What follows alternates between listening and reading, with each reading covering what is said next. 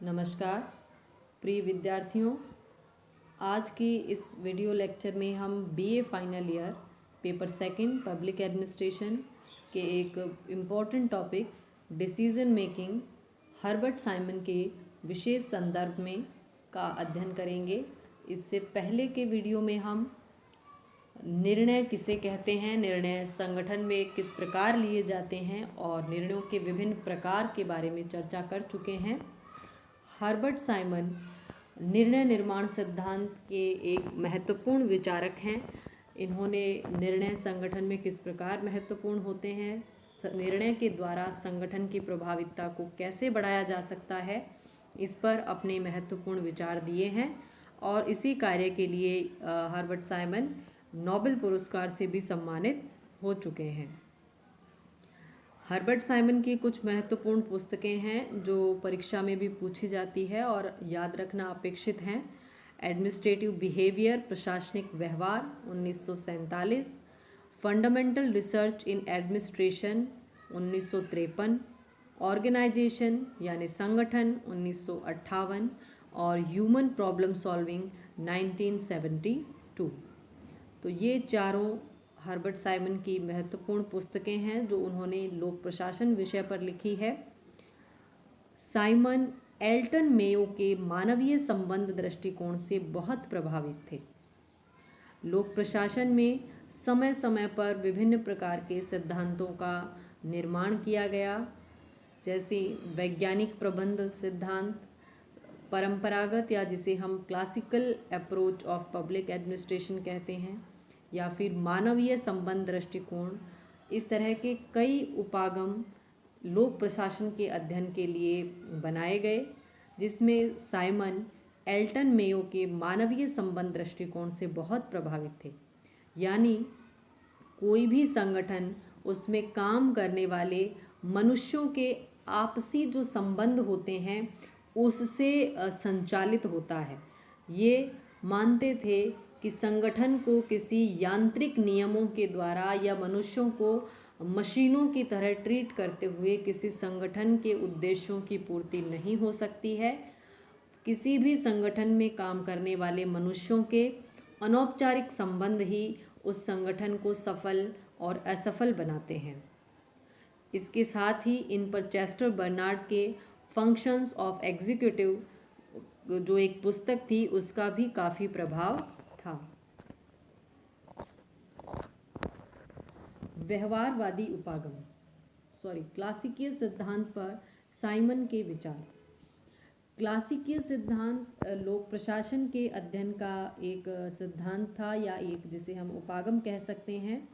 इस सिद्धांत का विकास 20वीं सदी के पूर्वार्ध में हुआ और इसके प्रमुख समर्थक थे हेनरी फेयोल, लूथर गुलिक, ओरविक, मूनी और रेली जैसे विद्वान इस सिद्धांत के समर्थक थे।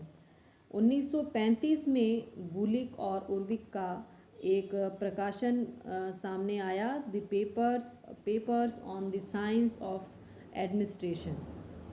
ये सिद्धांत इस प्रकाशन के साथ अपनी पराकाष्ठा पर पहुंचा। क्लासिक सिद्धांत के अन्य भी कई नाम सुनने में आते हैं, परंपरागत सिद्धांत, औपचारिक संगठन सिद्धांत, यांत्रिक सिद्धांत इत्यादि। इस संगठन के विचारकों का मानना था कि संगठन यदि कुछ मूलभूत सिद्धांतों का पालन करे, यानी संगठन में कुछ मूलभूत नियम यदि स्थापित हो जाएं, तो वो संगठन बहुत ही कार्य करने में कुशल हो सकता है और उसकी आर्थिक स्थिति है वो बहुत ही सुदृढ़ हो सकती है। इसी सुदृढ़ता के लिए, इसी कुशलता के लिए संगठन को प्रभावी बनाने के लिए फेयोल ने प्रशासन के 14 सिद्धांत हैं वो दिए थे। वो सिद्धांत थे कार्यों का विभाजन, प्राधिकार, अनुशासन, निर्देशों में एकता, केंद्रीकरण, स्केलिक श्रृंखला यानी हायरार्की। इस तरह के सिद्धांत दिए थे और उन विचारकों का मानना था कि विश्व में किसी भी परिस्थिति में या किसी भी स्थान पर इन संगठन के सिद्धांतों को यदि लागू किया जाए तो वो एक जैसा ही परिणाम देंगे। यानी ये सिद्धांत सार्वभौमिक है, सभी जगहों पर सभी प्रकार के संगठनों में इन सिद्धांतों को लागू किया जा सकता है। और ये क्लासिकीय सिद्धांत है कर्मचारियों को या फिर संगठन में काम करने वाले व्यक्तियों को एक आर्थिक मनुष्य की दृष्टि से देखता है। इसका मानना है कि प्रत्येक मनुष्य है वो सिर्फ आर्थिक प्रोत्साहन को ही मानता है और आर्थिक प्रोत्साहन के कारण ही वो अपने कार्य को बेहतर बनाता है। यानी उनके सामाजिक और मनोवैज्ञानिक जो कारण होते हैं उनको इस सिद्धांत ने नकार दिया था, या मनुष्य की जो मनस्थिति होती है उसका जो अनौपचारिक संबंध होते हैं उनको इसने बिल्कुल नकार दिया था और बंधे बंधाए कुछ सिद्धांतों की स्थापना पर इसने बल दिया था। तो साइमन इस सिद्धांत के बहुत बड़े आलोचक थे। इस औपचारिक सिद्धांत के, इस मशीनी सिद्धांत के, इस क्लासिकल सिद्धांत के साइमन बहुत बड़े आलोचक थे। इन्होंने क्लासिकल सिद्धांत के बारे में कहा कि ये मात्र कहावतें हैं या फिर ये मिथक और मूर्खता संबंधित बातें हैं जो परस्पर अंतर विरोधी है। अंतर विरोधी यानी एक बात या एक सिद्धांत स्वयं ही दूसरे सिद्धांत का विरोधी है और वास्तविक परिस्थितियों में इन सिद्धांतों को लागू नहीं किया जा सकता। इसका एक उदाहरण है आदेश की एकता का सिद्धांत। यानी किसी भी संगठन में क्लासिकल सिद्धांत के अनुसार किसी भी संगठन में कर्मचारी को केवल एक ही अधिकारी से निर्देशित होना चाहिए, केवल एक ही अधिकारी कर्मचारियों को आदेश दे। आदेश की एकता यानी एक ही जगह से ऑर्डर आना चाहिए, तब उस ऑर्डर का पालन करने में आसानी रहेगी। यदि एक से अधिक लोगों से आदेश प्राप्त होते हैं तो संगठन में अनुशासन नहीं रहता है और कार्य है वो सुचारू रूप से नहीं चलता है। इसी का विरोधी सिद्धांत भी फैयोल ने दिया जिसे कहते हैं विशेषज्ञता का सिद्धांत। यानी जो व्यक्ति जिस कार्य का स्पेशलिस्ट हो उसे वह कार्य करना चाहिए और उससे संबंधित कार्यों के लिए अन्य लोगों को आदेशित भी करना चाहिए। तो ये जो दो सिद्धांत हैं, आदेश की एकता और दूसरा स्पेशलाइजेशन का सिद्धांत या विशेषज्ञता का सिद्धांत, ये दोनों आपस में एक दूसरे के विरोधी है। विरोधी कैसे हैं कि आदेश की एकता कहती है एक ही व्यक्ति से आदेश मिलने चाहिए और विशेषज्ञता का सिद्धांत कहता है जो जिस कार्य में विशेषज्ञ हो उसको उसी कार्य के आदेश हैं वो देने चाहिए। तो एक किसी संस्था का हेड जो है वो भी आदेश देगा और उस संस्था में किसी छोटे पद पर काम करने वाला, किसी टेक्निकल काम का विशेषज्ञ, तकनीकी काम का स्पेशलिस्ट है, वो भी अन्य कर्मचारियों को आदेश देगा। तो आदेश की एकता का सिद्धांत है वो स्वयं भी खतरे में पड़ जाएगा। साइमन का कहना है कि वर्तमान जो संगठन है उनका स्वरूप अत्यधिक जटिल है और विशेषज्ञता कारणों के फलस्वरूप तकनीकी और सामान्य पर्यवेक्षक है वो भी कर्मचारियों को आदेश देते हैं। तो आदेश की एकता का सिद्धांत है, इसका पालन संगठनों में संभव नहीं है। तो इस तरह से साइमन ने क्लासिकल सिद्धांत की आलोचना की है, इसको तार्किक रूप से इसे गलत बताया है, इसको सभी प्रकार के संगठनों में लागू नहीं किया जा सकता और मनुष्य सिर्फ आर्थिक कारकों से संचालित नहीं होता है, उसके कुछ मनोवैज्ञानिक और कुछ सामाजिक कारण भी होते हैं जो उसके कार्य को प्रभावित करते हैं। और कोई भी संगठन एक बंद ढांचा नहीं है, वो अपने आसपास के पर्यावरण से प्रभावित होता भी है और उसे प्रभावित करता भी है। तो इसके पश्चात आया व्यवहारवादी उपागम, बिहेवियरलिस्ट अप्रोच। हर्बर्ट साइमन है वो इसी व्यवहारवाद के पक्षधर हैं। वो मानते हैं कि संगठन के यदि कार्यों का हमें अध्ययन करना है, संगठन की सफलता असफलता की जानकारी लेनी है, तो उसमें काम करने वाले जो लोग हैं उनके व्यवहार की स्टडी करना, व्यवहार का अध्ययन करना है वो आवश्यक है। शास्त्रीय चिंतक या क्लासिकल चिंतक के लोग हैं वो यांत्रिकी पर, मनुष्य को मशीन के जैसा समझ लेना और फिक्स नियमों को लागू कर देना उसको सफलता के लिए आवश्यक मानते हैं, जबकि व्यवहारवादियों के अध्ययन की इकाई मनुष्य का व्यवहार है। व्यवहारवादी अध्ययन मनुष्य के व्यवहार पर बल देता है। दूसरे विश्व युद्ध के बाद में लोक प्रशासन में इस परंपरागत दृष्टिकोण को, इस क्लासिकीय दृष्टिकोण को अपर्याप्त माना गया कि ये संगठनों की सफलता को सुनिश्चित नहीं कर पा रहा है। तो उसके पश्चात 1945 के ऑनवर्ड्स व्यवहारवादी उपागम है वो प्रचलन में आया। और जिस तरह से हम देखते हैं राजनीति विज्ञान में भी द्वितीय विश्व युद्ध के बाद ही व्यवहारवादी और उत्तर व्यवहारवादी उपागम प्रचलन में आए, वैसा ही अन्य विषयों के साथ भी हुआ है। साइमन के अनुसार ये अध्ययन उपागम, ये अध्ययन करने का तरीका अनुभव पर आधारित है। ठीक है, व्यवहार का अध्ययन हम कैसे करते हैं? व्यवहार के बारे में हम अनुभव से जानते हैं कि कोई व्यक्ति की मनस्थिति कैसी है, किसी संगठन में काम करते समय क्या वो वहाँ की परिस्थितियों से, अपने अधिकारियों से, अपने सहकर्मियों के व्यवहार से खुश है या नहीं, ये सब चीज़ से जाना जा सकता है, अनुभव से जाना जा सकता है। उनके साथ संवाद कायम करके, उनके साथ संचार कायम करके हम उसकी मनस्थिति को, उसके व्यवहार को जान सकते हैं। साइमन ने निर्णय, अभिप्रेरणा यानी मोटिवेशन और नौकरशाही के क्षेत्र में भी महत्वपूर्ण कार्य किया है। निर्णय निर्माण के सिद्धांत के लिए 1978 में उन्हें नोबेल पुरस्कार से सम्मानित किया गया। तो यहाँ तक हमने दो चीज़ें देख ली है कि दो महत्वपूर्ण उपागम जो हैं, व्यवहारवादी उपागम और शास्त्रीय उपागम, इनमें से हर्बर्ट साइमन किसका समर्थन करते हैं और किसका विरोध करते हैं, तथा क्यों इनका ये समर्थन और विरोध, किस प्रकार ये समर्थन देते हैं और किस प्रकार ये दूसरे उपागम का विरोध करते हैं। अब हम आएंगे अपने टॉपिक पे, हर्बर्ट साइमन का निर्णय निर्माण सिद्धांत। निर्णय एक प्रशासक के जीवन का अभिन्न अंग है। उसे अपनी दिनचर्या के अंदर विभिन्न प्रकार के निर्णय लेने पड़ते हैं। कुछ निर्णय होते हैं जिनको तुरंत लागू किया जाता है, तुरंत उनके परिणाम देखने को मिलते हैं, और कुछ निर्णय ऐसे होते हैं जो दीर्घकालिक परिणामों वाले होते हैं। लेकिन प्रशासन का जीवन ही, प्रशासक है उसका जीवन ही किस पर टिका हुआ है? निर्णय लेने पर टिका हुआ है, डिसीजन लेने पर टिका हुआ है। तो किसी भी प्रशासन की सफलता के लिए, किसी भी संगठन के सफल संचालन के लिए निर्णय निर्माण के ऊपर ध्यान दिया जाना बहुत आवश्यक है। ये ध्यान साइमन ने दिया है, और साइमन ने किस तरीके से संगठनों में डिसीजन लिए जाते हैं उसके कई चरण बताए हैं।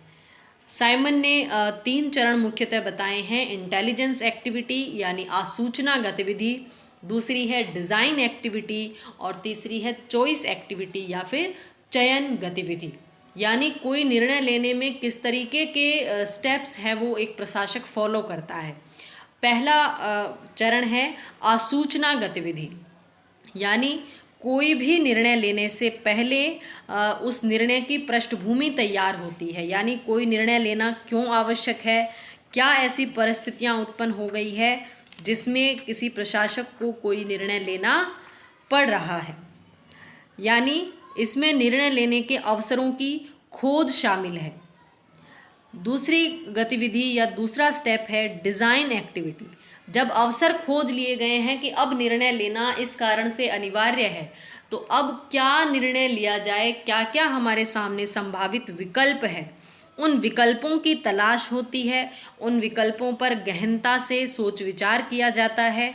इसके क्या परिणाम आ सकते हैं, इस बारे में भी दूसरे ही इस चरण के अंदर सोच लिया जाता है। यानी कार्यवाही के जो संभव रास्ते हैं उनके ऊपर सोच विचार करना इस चरण का मुख्य कार्य है। और तीनों चरणों में से सबसे ज़्यादा समय लगने वाला चरण भी यही डिज़ाइन गतिविधि है, जिसमें हम विकल्पों के बारे में सोचते हैं।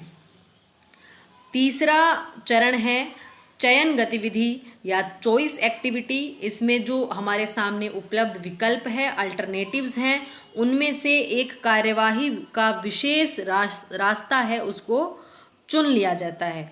यानी ऐसा रास्ता चुना जाता है जो सबसे बेहतर हो। ठीक है, उनकी सोच के अनुसार उसके अच्छे परिणाम मिल सकते हैं, ऐसे रास्ते को चुन लिया जाता है, और यहाँ पर ही निर्णय निर्माण की गतिविधि है वो समाप्त हो जाती है। ये क्रम है, इसी तरह से फॉलो होना चाहिए। इसमें हम उलटफेर नहीं कर सकते कि पहले डिज़ाइन आए और बाद में चॉइस और लास्ट में आसूचना गतिविधि आए, ऐसा नहीं हो सकता। ये इसी क्रम के अंदर है वो चलने चाहिए। इसके पश्चात है rational decision making. Herbert Simon का कहना है कि प्रत्येक प्रशासक अपनी बुद्धि, अपने विवेक, अपनी भावनाओं का इस्तेमाल करके एक रैशनल डिसीजन यानी तार्किक निर्णय लेने का प्रयास करता है। इसको हम तार्किक निर्णय निर्माण सिद्धांत या फिर युक्ति मूलक निर्णय सिद्धांत भी कहते हैं।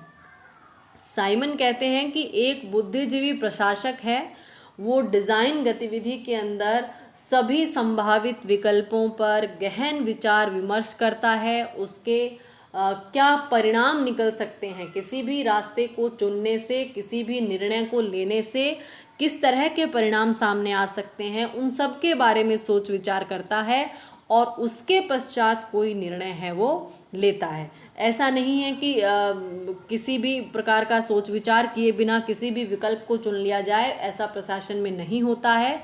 वो प्रत्येक विकल्प के ऊपर गहनता से सोच विचार करता है, लेकिन उसकी सोच की भी क्या होती है, कुछ सीमाएं होती है, उसको वो पार नहीं कर सकता, क्योंकि वो भविष्यवक्ता या ज्योतिषी तो है नहीं जो हर निर्णय के क्या परिणाम होने वाले हैं उनको पहले से ही जान ले। वो अपनी बुद्धि और विवेक का उपयोग करके जितना जान सकता है उतना जानने का प्रयास करता है, लेकिन फिर भी कई उसकी लिमिटेशंस हैं, कई सीमाएं हैं जिनसे वो बंधा रहता है। ये सीमाएं क्या हो सकती है? सांगठनिक उद्देश्यों की प्रकृति, यानी संगठन के क्या क्या उद्देश्य हैं, ये भी उसके निर्णय की चॉइस को बाधित करते हैं। सूचना के कारक, कई बार उसको जो सूचनाएं मिली है उनमें भी कमी होती है। निर्णय लेने से पहले उसके पास कई प्रकार की सूचनाएं आती है, उन सूचनाओं में भी कमी हो सकती है। कुछ सूचनाएं हो सकता है गलत हो, जिनसे भी उसके निर्णय है वो प्रभावित होते हैं। समय और लागत संबंधी बाधाएं, यानी करना तो कुछ बहुत बड़ा प्रोजेक्ट लाना चाहते हैं, बहुत बड़ा काम करना चाहते हैं, लेकिन टाइम की लिमिट्स होती है प्रशासन में, कॉस्ट की लिमिट होती है। जितना इच्छा हो उतना खर्च कर सकें ऐसा सदैव संभव नहीं होता है। तो समय और लागत भी उसके निर्णय निर्माण को प्रभावित करते हैं। पर्यावरणीय शक्तियाँ, यानी प्रशासन है वो किसी बंद कमरे में काम नहीं करता है, वो लोगों के बीच में, जनसमूह के बीच में काम करता है। तो उनकी राय, उनकी इच्छाएं, उनकी जो प्राथमिकताएं हैं उनसे प्रशासन प्रभावित होता है। विकल्पों की प्रकृति, कुछ विकल्प ऐसे होते हैं जिनके परिणामों को लागू करने से पहले नहीं जाना जा सकता है, तो वो विकल्प भी उसकी निर्णय शक्ति है उसको सीमित कर देते हैं। विकल्पों की कई बार अल्टरनेट्स हमारे पास उपलब्ध होते हैं, लेकिन हमारे ध्यान में नहीं आते, हमें उनकी जानकारी नहीं होती है। व्यक्तिगत कारक, कई बार उसकी खुद की सोच या उसकी जो मानसिकता है वो भी निर्णय लेने को प्रभावित करती है। और सांगठनिक कारक, यानी संगठन में काम करने वाले अन्य लोग या फिर राजनीतिक कार्यपालिका है, वो भी एक प्रशासक के निर्णयों को बाधित करती है या उसके ऊपर एक सीमा एक तरह से लगाती है। तो ये है साइमन का रेशनल डिसीजन मेकिंग, कि जितना हो सके एक प्रशासक अपनी तार्किकता का इस्तेमाल करते हुए, बुद्धि विवेक का इस्तेमाल करते हुए निर्णय लेने का प्रयास करता है, लेकिन वो अधिकतम अच्छा हो सके ऐसा निर्णय लेना उसके लिए संभव नहीं हो पाता। वो किसी तरह से काम हो जाए और लगभग सभी जो प्रभावित वर्ग हैं वो इससे संतुष्ट रहें, इस तरह का निर्णय लेने का वो सदैव प्रयास करता है। तो हर्बर्ट साइमन ने क्लासिकीय सिद्धांत का जो आर्थिक मनुष्य था, जो सिर्फ अर्थ से प्रभावित होता है, आर्थिक कारकों के बारे में ही सोचता है, उसके उलट साइमन ने प्रशासनिक मनुष्य, एडमिनिस्ट्रेटिव पर्सन की अवधारणा दी है, जो तार्किक निर्णय लेने का प्रयास करता है। आर्थिक कारक इसे भी प्रभावित करते हैं, लेकिन उसके अलावा वो पर्यावरण से प्रभावित होता है, खुद की मनस्थिति, उसका जो व्यक्तिगत विचार हैं उनसे प्रभावित होता है। केवल आर्थिक कारक इसके ऊपर प्रभाव नहीं डालते हैं। तो इस तरह की जो तार्किकता है इसे साइमन ने बाउंडेड रैशनैलिटी कहा है, जिसे हम कहते हैं परिसीमित तार्किकता। परिसीमित तार्किकता के अधीन कार्य करते हुए निर्णयकर्ता को अधिकतम करने की चाह नहीं होती। यानी बहुत अच्छा मैं निर्णय ले सकूं या अधिकतम संभव अच्छा निर्णय है वो ले सकूं, ऐसी उसको चाह नहीं होती है। वो एक व्यवहारिक और संतोषजनक निर्णय लेने की कोशिश करता है। ये निर्णय अधिकतमीकरण वाले न होकर संतोषजनक होते हैं। यानी कार्य किसी तरह से हो जाए, निर्णय जो लिया है उसको किसी तरह से लागू कर दिया जाए, या उसको ऐसा निर्णय लेना है जो लगभग सभी लोगों को संतुष्ट कर पाए। व्यवहारिक निर्णयकर्ता यानी व्यवहारिक निर्णयकर्ता होगा वो आदर्श समाधान की अंतहीन खोज करने के बजाय संतोषजनक समाधान है उसको ढूंढने का प्रयास करता है, और केवल उन्हीं कारकों को ध्यान में रखता है जिनको वो जानता है, समझता है और निर्णय लेने के लिए आवश्यक समझे। तो इस तरह से वो अधिकतमीकरण की बजाय संतोषजनक निर्णय तक पहुंचने का प्रयास करता है। इसके बाद हम इन दोनों सिद्धांतों की तुलना कर लेते हैं कि आर्थिक व्यक्ति क्या है और एक प्रशासनिक व्यक्ति क्या है। आर्थिक व्यक्ति हम जानते हैं क्लासिक सिद्धांत का मॉडल है इकोनॉमिक मैन, और व्यवहारवादियों का मॉडल है प्रशासनिक मैन, प्रशासनिक व्यक्ति। आर्थिक व्यक्ति है वो मैक्सिमाइजेशन चाहता है, अधिकतमीकरण करता है, उपलब्ध विकल्पों में से आर्थिक रूप से जो सबसे लाभदायक हो ऐसे सर्वोत्तम विकल्प का वो चुनाव करता है। प्रशासनिक व्यक्ति है उसकी सीमाएं होती है, वो पर्यावरण से, व्यक्तिगत कारकों से, समय और लागत से, संगठन के उद्देश्यों से, संगठन की प्रकृति से, बहुत सारी चीज़ों से उसका निर्णय है वो बाधित होता है। वो सभी विकल्पों को न तो सोच सकता है और ना ही सभी संभावित परिणामों का अनुमान कर सकता है। इष्टतम यानी सबसे अच्छे समाधान के बदले प्रशासनिक व्यक्ति पर्याप्त यानी ठीक ठाक संतुष्ट जो निर्णय है, संतोषजनक जो निर्णय है उसको लेता है, या किसी तरह से हुआ इस कार्य से ही वो संतुष्ट हो जाता है। साइमन के अनुसार प्रशासनिक व्यक्ति है उसके पास अधिकतमीकरण की योग्यता नहीं है। वो सभी संभावित विकल्पों पर विचार किए बिना उसका जो अनुभव है, व्यवहारवादी अध्ययन है उसमें अनुभव को ही सबसे बेहतर तरीका माना जाता है निर्णय लेने का, तो वो अपने अनुभव के आधार पर ही कोई संतोषजनक समाधान ढूंढने का प्रयास करता है। तो ये हमने पढ़ा है निर्णय निर्माण सिद्धांत हर्बर्ट साइमन के विशेष संदर्भ में। तो हर्बर्ट साइमन का मॉडल है वो प्रशासनिक व्यक्ति की अवधारणा और परिसीमित तार्किकता की अवधारणा के ऊपर बल देता है। इसके अनुसार प्रशासन में बैठे अधिकारियों के लिए, संगठन के निर्णयकर्ताओं के लिए सोचने की या निर्णय लेने के ऊपर काफ़ी सीमाएं होती है, और एक संतोषजनक निर्णय लेने का ही वो प्रयास करते हैं। धन्यवाद।